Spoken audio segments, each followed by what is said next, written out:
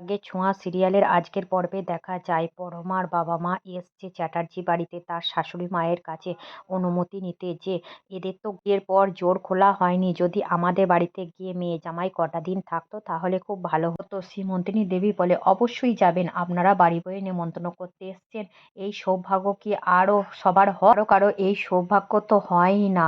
তখনই এবার পিসিমা বলে ওঠে, কেন হবে না, দুটো ছেলেরই বিয়ে হয়েছে, দুটো ছেলেরই জোল খোলার ব্যবস্থা করতে হবে। আদিত্য এসে বলে, পিসিমা সমস্ত কিছুই হবে, আমরা যখন মন্দিরে কালীমাকে সাক্ষী করে বিয়ে করেছি আমাদের সেখানেই জোর খোলা হবে।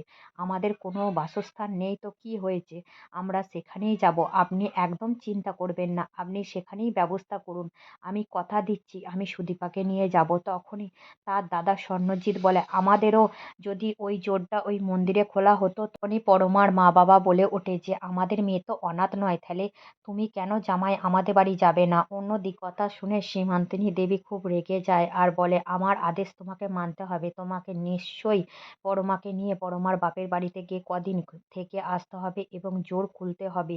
তখন এবার পিসিমা বলে ওঠে, কে যে অনাথ ভগবান স্বয়ং জানে, সবাই সবটা না জানুক গা।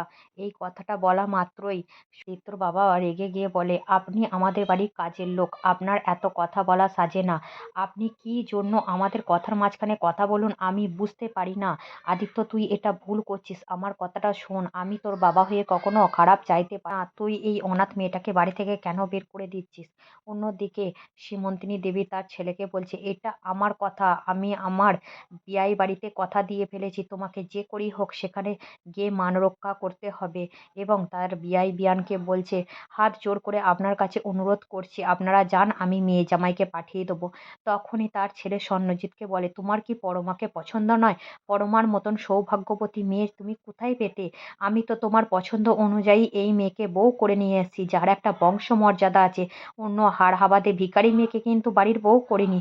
এই কথাটা শুনে সুদীপার খুব খারাপ লাগে। সুদীপা ঘরে চলে আসে এবং সুদীপার শাশুড়িও তার পেছু পেছু আসে এবং বলে যে, আপনাদের একটা ভুল বিয়ে হয়েছে, সবার জীবনে তো ঠিক বিয়ে হয় না, আজও মা তুমি এই বাড়িতে বউ হয়ে সম্মান পাওনি। এ কথাটা বাইরে শুনে আদিত্য বলে, তুমি আমার মা বাবার মধ্যে ফাটল ধরাচ্ছ কেন?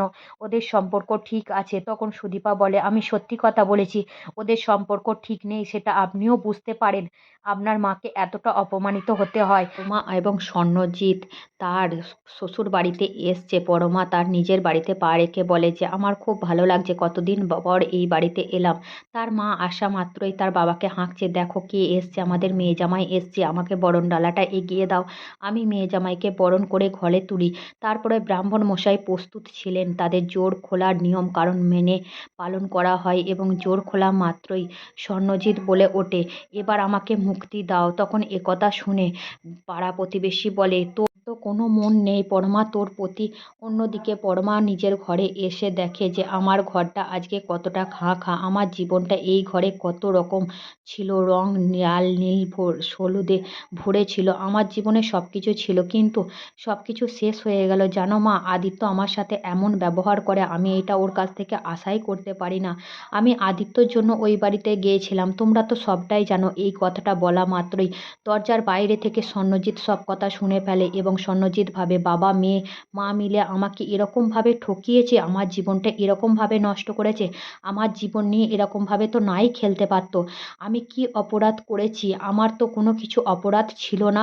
অন্যদিকে দীপা আর আদিত্য সেই কালী মায়ের মন্দিরের কাছে চলে এসছে, যেখানে জোর খোলা হবে এবং মা কালীর মন্দিরে যেখানে দীপা তার জীবন কাটিয়েছে। তখনই ব্রাহ্মণ মশাই বলে, এসছিস মা, তোকে আসতেই হতো। তখন সুদীপা ভাবে, আমাকে কেন বারংবার ব্রাহ্মণ মশাই দীপা দীপা করে। আজকের পর্ব এতটুকুনি।